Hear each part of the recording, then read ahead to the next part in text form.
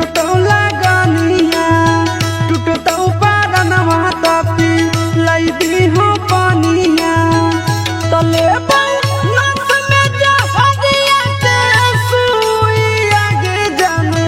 देखी हो तो धुइया लहर पानी भरे तो कुइया में जानो देखी हो तो धुइया लहर पानी भरे तो कुइया में जानो देखी हो तो धुइया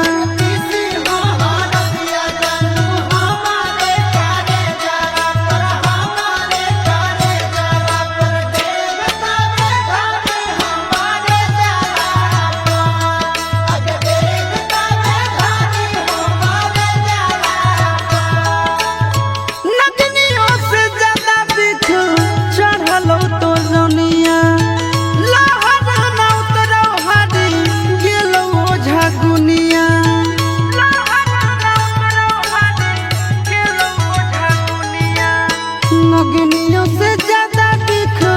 चढ़ल तो रनिया लहर न उतरल हरी गेलो झगुनिया कि मरल धरल रहबो हम भुइया में जानो